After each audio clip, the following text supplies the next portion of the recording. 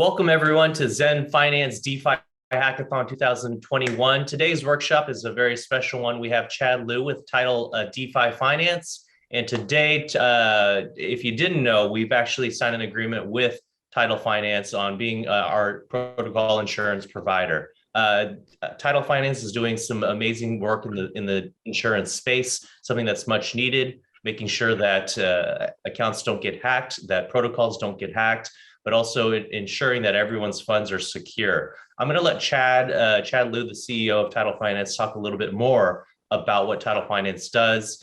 And of course, Chad, we are speaking to a lot of developers, a lot of entrepreneurs, but also just a lot of people in the DeFi space interested in learning something new. So I'll let you take it over. At the end, anyone who's streaming in right now, if you leave your best questions in the YouTube stream, we have a $100 reward pool. So the top 5 questions will be entitled to a $20 reward.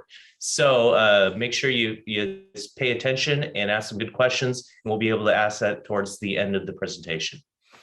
Welcome, Chad. Hi, thank you. Hey, everyone.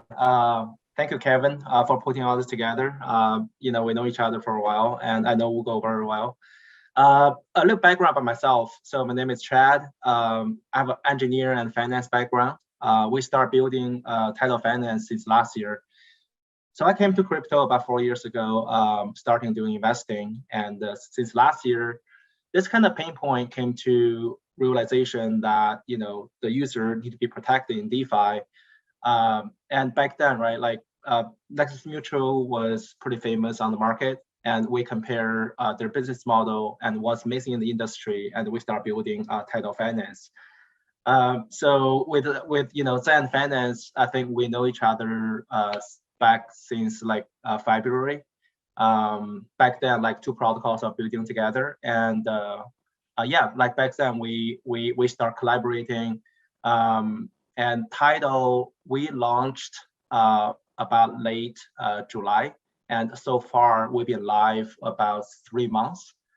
And the collaboration with Xend Finance, right? Just a little bit background. Since we launched, we've been working together. We are protecting Xend Finance TVL.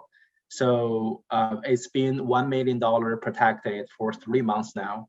And the Xend Finance reserve pool on Tidal Finance have about 1.6 million to date. So and we are very excited for Xend Finance new feature launch as well. And very soon that Xend Finance will also increase the protection, the TVL from Tidal Finance. And we are also rolling out new features that providing coverage to Xend Finance end user as well. So yeah, for sure, we're doing a lot of new things together, and it's been a pretty happy collaboration. So dive into decentralized insurance, right? So from the industry overview, I would say right now the use case is to protect users a smart contract hack, and I'm pretty sure it's not news for it's not really new for everyone. We can see the hacks happening. Pretty frequent, in the last few months. So there's a few ways the protocol can hedge that kind of risk. One is audit reports. One is internal more robust testing, and also insurance, right, is coming to the space, and also the bug bounty. So those are the security measures that the protocol can do to themselves, and we are focusing on providing the best insurance service to the protocols. And right now, if you look at the insurance, there's about 2 kinds of service. One is to offer directly to end users that you can buy from different platforms. The end user have to do their own research to make sure in what case it's protected, and if something happens, how do you file the case and how do you get compensated. We focus on the protocol level insurance because we feel there's a pain point that the industry is missing, that when hack happens, even though their end user could get some protection from somewhere else, but the team still have a lot of responsibility to recover from their own treasury, right? They either have to figure out a new recovery plan for the next 6 months, or even like longer, or they have to use some certain treasury fund to reimburse their users right away. That's where Tidal comes in. So we're focusing on serve the protocol team first, but not saying like, the end user can directly buy is not important. So in my opinion, I think both have to be a mixture of existence for the future of insurance, because putting all the cost to protocol team is also not realistic. So it has to be like a protocol team plus their user combining purchase is a way to go, and that's what we are solving as well, how to provide that service seamlessly to the project teams and their user. So being said that, right, that's the current landscape on the insurance space on smart contracts. What's the challenge right now in this space I want to emphasize is, it's the supply and the demand, because in any insurance platforms, right, or any market, you need enough supply and you need enough demand. So when it comes to insurance, supply and demand is who want to provide coverage, right? They deposit their asset to back your policy, and the demand will be, who I want to get covered. That is quite challenging right now in the space, and I would say on the demand side, right? Like for example, the buy side, end users and protocol teams. One is there's not enough awareness that insurance always come a bit later to the play. They always, the first goal, of course, you want to earn yield, you want to give the best return on your liquidity provider's asset. So insurance is going to eat into that yield. So of course that's comes a second play. But with awareness, like we're pushing to educate protocol teams to educate their end users, and also we have seen like many hacks happening in the space. So I think that situation is getting better. The second is the cost, right? So the average affordable cost is between, I would say, like between 2% to 5% on a yearly basis, which means, if it's 5%, if, for example, Xend Finance is getting $1 million coverage from us, so 5% is equals to $50K a year. So that's a cost they're paying. It's still a little bit on the higher side, in my opinion. So how to lower that price is also what we're trying to figure out. So that's on the demand side. That's two main challenges. On the supply side, we want to provide coverage. So one is the earning, right? So because for people providing coverage, that's what they want to do is always to earn yield. So if the buy side want to pay a very low premium, the supply side, may not be attractive enough for them to provide insurance. So that's one challenge, and also the risk could be too high, right? Because right now, where the hacks happens, even though it would bring more awareness to the users want to buy insurance, but from the sell side, when the risk becomes too high, it's kind of like a setback for them to provide liquidity. So that's the current challenge in the space, and how we are solving this problem. First, from the demand side, we try to target the protocol team first, because we realize, educating the end users, especially DeFi is pretty complex space. For them to understand using one protocol is already like a challenge. And when they go to a different platform and trying to understand how the other platform works, and if something happens, how do they file the claim, get reimbursed, it just adds another whole level of complexity for end users. So that's why we focus on B2B model first. And later on, we're trying to extend to their customers through their own business. So we think there's an easier way to bring more users to the space. And second, we try to charge like fairly low price, right? for the to make it affordable for the protocol teams and the end users. And we are so our model is a weekly subscription plan. So as long as you have a balance in your payment account, your policy will be active. So there's no upfront payments. You can adjust your coverage up and down anytime during the week. I guess, like, finally, how we want to lower the cost is when we provide the insurance to protocol teams and their end users, right? Like, both parties will pay into the plan, so each party won't be paying so much on their own individually. So that's a vision we have, trying to lower the cost on the buyer side. On the seller side, right, we want to provide coverage. We building leveraged design into the platform. By saying that, meaning like when you sell coverage, for example, our platform right now, Xend Finance is one policy you can back up, but there's also other 10 policies live on the platform. So once you back up all the policies, we allowed you to back up all the policy.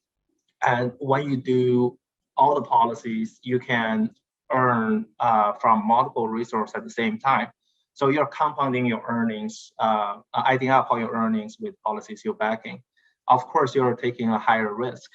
If one of the policies go default, your capital may get claimed and slashed for the payments. But at the same time, you're earning like so much more than backing up one policy. Because the reason of backing up one policy would never work is, think about it, if the buyer side who want to buy insurance only pay 2 to 5%, and if I can only sell to one policy, I'm only earning 2 to 5%.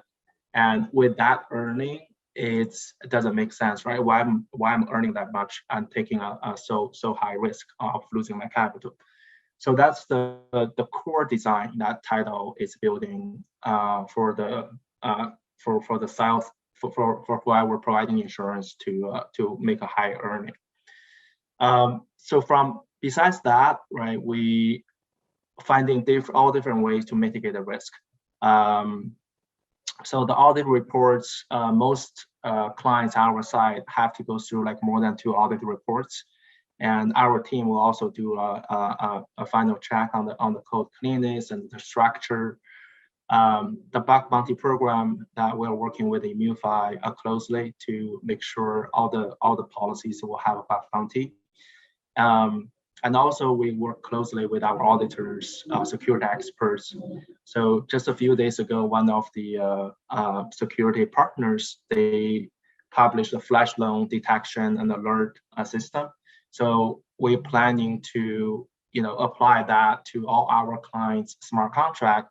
When there's like a malicious flash loan transactions, will give the alert right away to mitigate the losses. And even when the loss happens, right, the hack happens, there's so much things the protocol team can do right away behind the scene, to trace the hackers and to block the hackers, to contact exchanges, to preventing them cash out.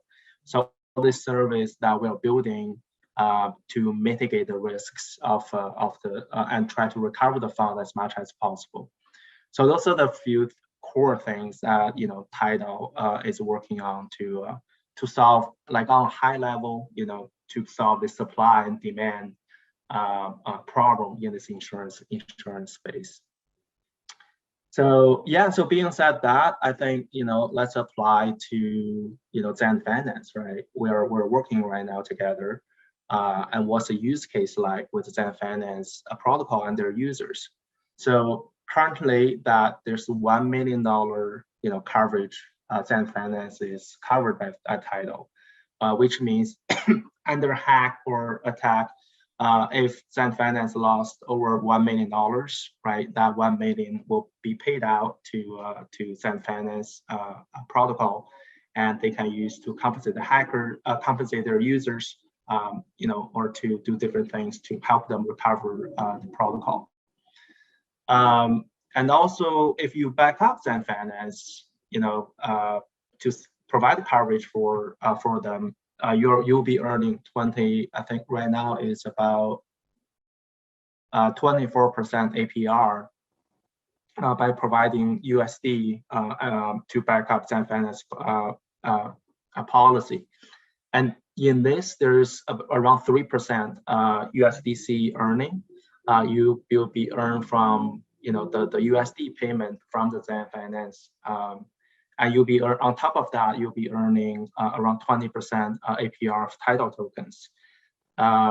Because right now we're incentivizing all the pools and liquidity providers on the platform to provide more reserves. And hopefully through this collaboration, right, like our platform also trying to promote our partners, new features, new developments. Because the end goal here, right, by adding a safety layer to you is to help you grow the users, to help you bootstrap more liquidity. So for example, Xend Finance have this DeFi layer 2, right, coming out, the export.